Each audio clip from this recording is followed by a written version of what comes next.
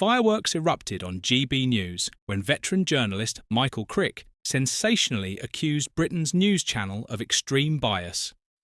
A jaw-dropping claim that triggered an instant and fiery defence from host Andrew Pearce.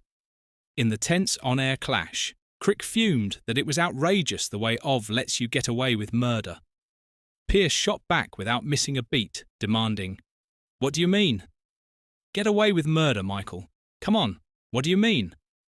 What followed was a showdown like nothing you've ever seen before, as Andrew Pearce tore into Michael Crick with ruthless precision, shredding his claims and exposing his accusations as nothing more than hollow spin. Watch the clip. Did you know over 95% of our viewers aren't subscribed? Subscribing is free and helps us create more great content. Hit subscribe now and join our community. Did it and apologised. Were they right to do so? Yes, and it should never have been allowed to go out. I've always thought that Thought for the Day is a bit of a minefield and is going to cause the BBC. In fact, I'm surprised it hasn't caused the BBC more problems in the past, particularly as it goes out live. And I don't know quite how it works. It operates independently from the Today programme. It's a bit of an anomaly that, you know, has lasted since the days when the BBC used to do a lot more religious output. But contributors tend to be left of centre, and, you know, quite often they express left of centre views, which I think is wrong for a broadcaster that is meant to be neutral and balanced and impartial. And if they're going to have contributors who express left of centre views, then they should be balanced by people on the other side, which they don't have. So quite what's gone wrong here, I don't know. Maybe senior people were away for the summer and there were more inexperienced people in charge. Having said all that, I mean, I agree with a lot of the sentiments of Krish Kandiah and what he said in his broadcast.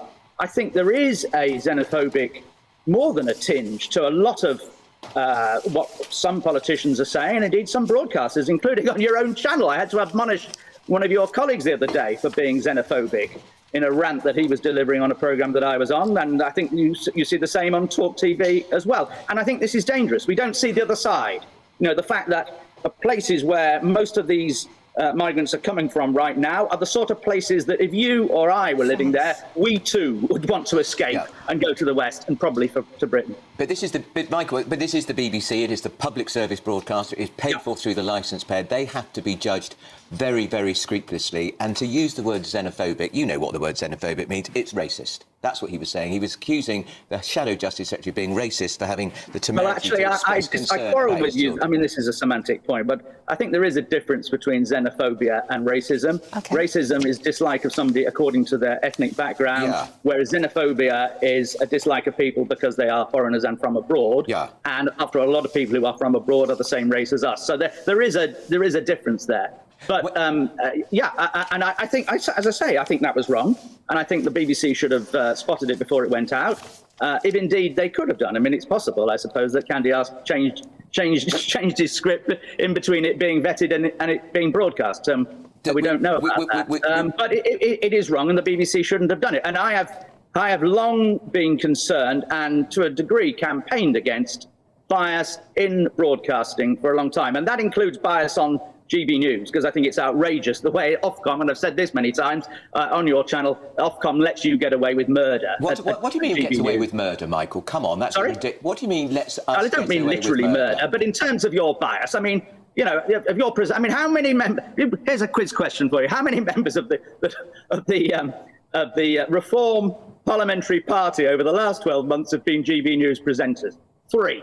Which other party has half of its presenters on GB News? Well, hang on. How many of your presenters hang on. Well, let's answer the question, Michael. Michael, we've got Miriam Cates on this channel. She's a former Tory MP. We've got Jacob Rees-Mogg on this channel. He's a former Tory MP. Right of centre. Right of centre. Gloria De Piero. There's not many left-wingers left on your channel. Hang on, Michael. Ofcom should have cracked down on this. Hang on, Michael. Gloria De Piero is a presenter here. She's a former Labour MP. We are a broad church.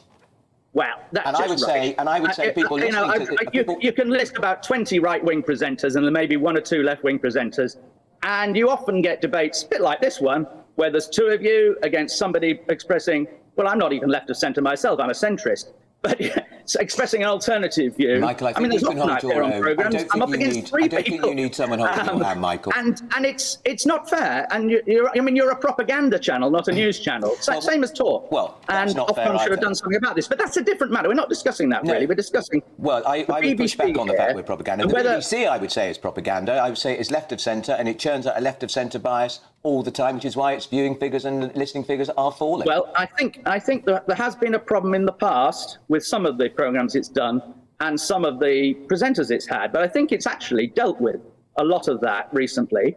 And I think that Thought for the Day is a remaining problem. But it's nothing like the difference between you and the BBC is that you as a channel and Talk want to change people's minds in a certain direction. The BBC doesn't want to change people's minds in a certain direction. Actually, Michael, if there is bias on the BBC, I think it's largely inadvertent. Michael, in your case, the difference is that you are funded, or the BBC are funded by the British taxpayer. GB News isn't. I appreciate that, and so therefore the BBC does have to be more careful. It does. But on the other hand, I've been a broadcaster 45 years, and we all have to operate under Ofcom, who basically have gone to sleep on the job. They're incompetent. They've no longer got any decent leadership. And they've changed the rules Michael Grade is a very for channels like you without any public debate. Michael Grade is one of the most distinguished broadcasters in modern Britain, and he's the head of Ofcom. A tragedy. And he's the head of Ofcom. He's a very he's allowed this to slip with a blue chip career in broadcasting. Sorry? He's had an extraordinary career in broadcasting, Michael Grade. Well, he has had an extraordinary career in broadcasting, but he has let broadcasters down with his leadership of Ofcom. It's time for him to go. Oh, right. Well, that's interesting. Just tell me before we let you go, Michael. And Melanie Dawes, the chief executive. Right. Well, she's a former civil servant, of course, too, a very senior civil servant. I know, but she's. Admittedly, Ofcom have got lots of other really important things to think about, like social media and so on. Sure. And therefore, and it's probably understaffed and probably can't employ enough people. Nonetheless, all sorts of things go on nowadays on channels like yours and Talk, which we would never have got away with in the past, in my days.